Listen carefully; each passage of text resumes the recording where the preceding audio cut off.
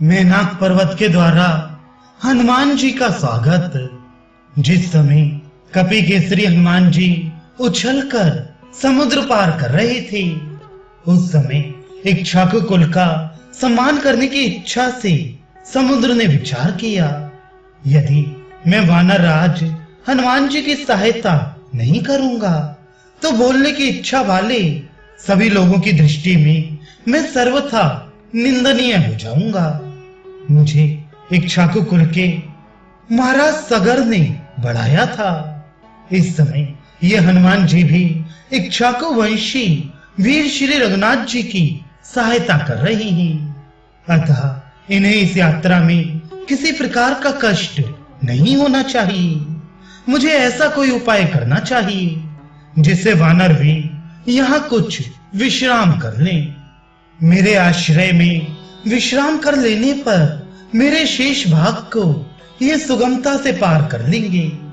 ये शुभ विचार करके समुद्र ने अपने जल में छिपे हुए स्वर्ण में गिरी श्रेष्ठ मेनाक से कहा, शैलप्रिवर, महामना देवराज इंद्र ने तुम्हें यहाँ पातालवासी असुर समूहों के निकलने के मार्ग को रोकने के लिए परिग रूप से स्थापित किया है। इन असुरों का पराक्रम सर्वत्र प्रसिद्ध है। वे फिर पाताल से ऊपर को आना चाहते हैं, अतः उन्हें रोकने के लिए तुम अप्रमेय पाताल रोक के द्वार को बंद करके खड़े हो। शैल ऊपर नीचे और अगल बगल में सब ओर बढ़ने की तुम में शक्ति है।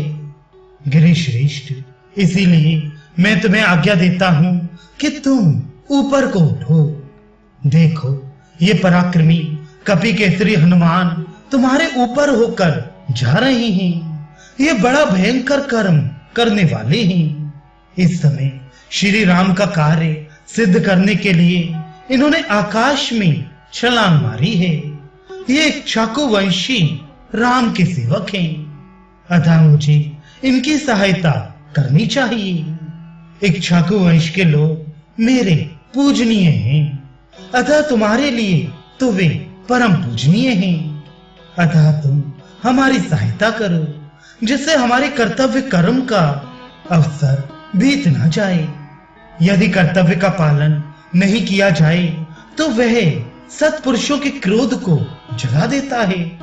इसलिए तुम पानी से ऊपर उठो, जिससे ये छलांग मारने वालों में श्रेष्ठ कपिवर हनुमान तुम्हारे ऊपर कुछ काल तक ठहरे, विश्राम करें। वे हमारे पूजनीय अतिथि भी हैं। देवताओं और गंधर्वों द्वारा सेवित तथा स्वर्ण में विशाल शिखर वाले मेनाक तुम्हारे ऊपर विश्राम करने के पश्चात हनुमान जी शेष मार्ग को सुखपूर्वक तय कर लेंगे। ककुत्सवंशी श्री रामचंद्र जी की दयालुता मिथिलेश कुमारी सीता का परदेश में रहने के लिए विवश होना तथा वानर राज हनुमान का परिश्रम देखकर तुम्हें अवश्य ऊपर उठना चाहिए। यह सुनकर बड़े बड़े वृक्षों और लताओं से आवृत स्वर्ण में मेनाक पर्वत तुरंत ही क्षार समुद्र के जल से ऊपर को उठ गया। जैसे उदित किरणों वाले दिवाकर मेघों के आवरण को भेद कर उदित होते हैं, उसी प्रकार उस समय महासागर के जल का भेदन करके वह पर्वत बहुत ऊंचा उठ गया।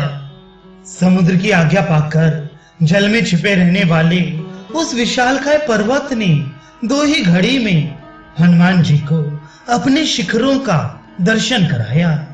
उस पर्वत के वे शिखर स्वर्णमय थे, उन पर किन्नर और बड़े बड़े नाग निवास करते थे।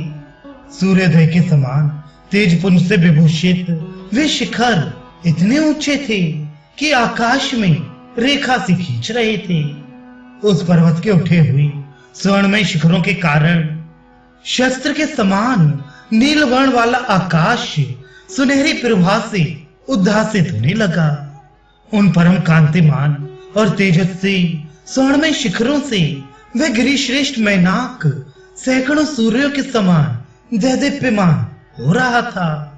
क्षार समुद्र के बीच में अविलंब उठकर सामने खड़े हुए मेनाक को देखकर हनुमान जी ने मन ही मन निश्चित किया कि यह कोई विघ्न उपस्थित हुआ है।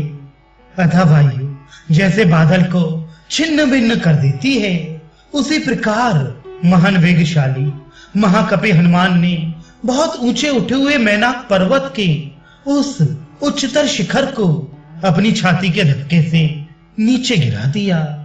इस प्रकार कपिवर हनुमान जी के द्वारा नीचा देखने पर उनके उस महान वेग का अनुभव करके पर्वत श्रेष्ठ मेनाक बड़ा प्रसन्न हुआ और गर्जना करने लगा। तब आकाश में स्थित हुए उस पर्वत ने आकाशगत वीर वानर हनुमान जी से प्रसन्न चित्त होकर कहा, मैं मनुष्य रूप धारण करके अपने ही शिखर पर स्थित हो। इस प्रकार बोला, वानर शिरोमणि, आपने यह दुष्कर कर्म किया है। अब उतर कर मेरे इन शिखरों पर सुखपूर्वक विश्राम कर लीजिए, फिर आगे की यात्रा कीजिएगा। श्री रघुनाथ जी के पूर्वजों ने समुद्र की वृद्धि की थी, इस समय आप उनका हित करने में लगे हैं। अतः समुद्र आपका सत्कार करना चाहता है। किसी ने उपकार किया हो तो बदले में उसका भी उपकार किया जाए, यह सनातन धर्म है। इस दृष्टि से प्रत्युपकार करने की इच्छा वाला यह सागर आपसे सम्मान पाने के योग्य है। आप इसका सत्कार ग्रहण करें, इतने से ही इसका सम्मान हो जाएगा। आपके सत्कार के लिए समुद्र ने बड़े आदर से मुझे नियुक्त किया है और कहा है, इन कपिवर हनुमान ने 100 योजन दूर जाने के लिए आकाश में छलांग मारी है। अतः कुछ देर तक तुम्हारे शिखरों पर ये विश्राम कर लें, फिर शेष भाग का लंघन करेंगे। अतः कपि श्रेष्ठ, आप कुछ देर तक मेरे ऊपर विश्राम कर लीजिए, फिर जाइएगा। इस स्थान पर ये बहुत से सुगंधित और सुस्वाद कंद, मूल तथा फल हैं। वानर शिरोमणि, इनका आस्वादन करके थोड़ी देर तक सुस्ता लीजिए, उसके बाद आगे की यात्रा कीजिएगा। कपिवर, आपके साथ हमारा भी कुछ संबंध है। आप महान गुणों का संग्रह करने वाले और तीनों लोकों में विख्यात हैं। कपि श्रेष्ठ वन नंदन जो वेगशाली और छलांग मारने वाले वानर हैं, उन सब में मैं आप ही को श्रेष्ठतम मानता हूँ। धर्म की जिज्ञासा रखने वाले विज्ञ पुरुष के लिए एक साधारण अतिथि भी निश्चय ही पूजा के योग्य माना गया है। फिर आप जैसे असाधारण शक्तिशाली पुरुष कितने सम्मान के योग्य हैं, इस विषय में तो कहना क्या है। कपि श्रेष्ठ, आप देव शिरोमणि महात्मा वायु के पुत्र हैं और वेग में भी उन्हीं के समान हैं। आप धर्म के ज्ञाता हैं। आपकी पूजा होने पर साक्षात वायु देव का पूजन हो जाएगा, इसलिए आप अवश्य ही मेरे पूजनीय हैं। इसमें एक और भी कारण है, उसे सुनिए। तात पूर्व काल के सतयुग की बात है। उन दिनों पर्वतों के भी पंख होते थे, वे भी गरुड़ के समान वेगशाली होकर संपूर्ण दिशाओं में उड़ते फिरते थे। उनके इस तरह वेग पूर्वक उड़ने और आने जाने पर देवता, ऋषि और समस्त प्राणियों को उनके गिरने की आशंका से बड़ा भय होने लगा। इससे सहस्त्र नेत्रों वाले देवराज इंद्र कुपित हो उठे और उन्होंने अपने वज्र से लाखों पर्वतों के पंख काट डाले। उस समय कुपित हुए देवराज इंद्र वज्र उठाए मेरे ओर भी आए, किंतु महात्मा वायु ने सहसा मुझे इस समुद्र में गिरा दिया। वानर श्रेष्ठ, इस क्षार समुद्र में गिराकर आपके पिता ने मेरे पंखों की रक्षा कर ली और मैं अपने संपूर्ण अंश से सुरक्षित बच गया। पवन नंदन कपि श्रेष्ठ, इसीलिए मैं आपका आदर करता हूँ। आप मेरे माननीय हैं। आपके साथ मेरा यह संबंध महान गुणों से युक्त है। महामती, इस प्रकार चिरकाल के बाद जो यह प्रत्युपकार रूप कार्य प्राप्त हुआ है, इससे आप प्रसन्न चित्त होकर मेरी और समुद्र की भी प्रीति का संपादन करें, हमारा आतिथ्य ग्रहण करके हमें संतुष्ट करें। वानर शिरोमणि, आप यहाँ अपनी थकान उतारिए, हमारी पूजा ग्रहण कीजिए और मेरे प्रेम को भी स्वीकार कीजिए। मैं आप जैसे माननीय पुरुष के दर्शन से बहुत प्रसन्न हुआ हूँ। मैनाक के ऐसा कहने पर कपि श्रेष्ठ हनुमान जी ने उस उत्तम पर्वत से कहा, मैनाक, मुझे भी आपसे मिलकर बड़ी प्रसन्नता हुई है। मेरा आतिथ्य हो गया। अब आप अपने मन से ये दुख अथवा चिंता निकाल दीजिए कि इन्होंने मेरी पूजा ग्रहण नहीं की है। मेरे कार्य का समय मुझे बहुत जल्दी करने के लिए प्रेरित कर रहा है। ये दिन भी बीता जा रहा है। मैंने वानरों के समीप ये प्रतिज्ञा कर ली है कि मैं यहाँ बीच में कहीं ठहर नहीं सकता।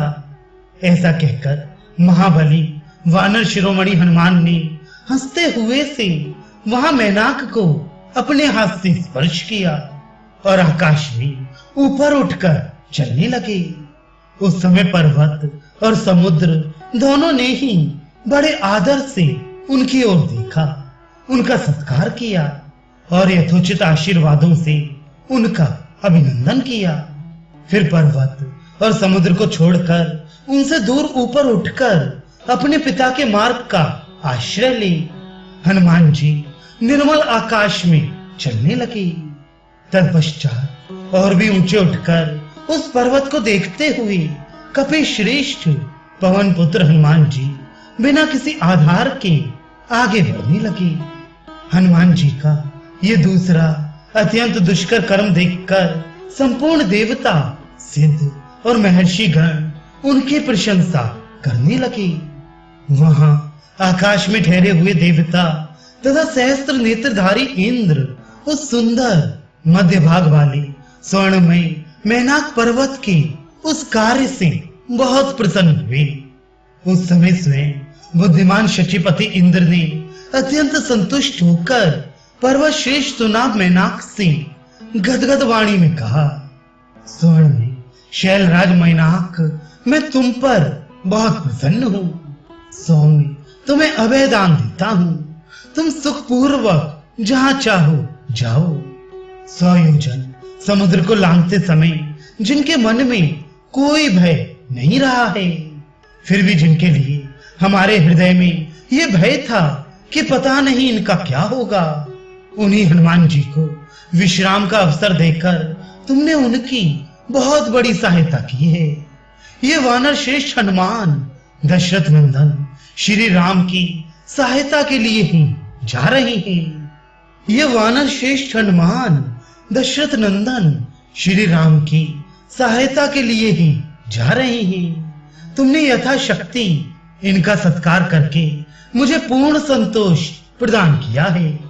देवताओं के स्वामी शतक्रतु इंद्र को संतुष्ट देखकर पर्वतों में श्रेष्ठ मैनाक को बड़ा हर्ष प्राप्त हुआ।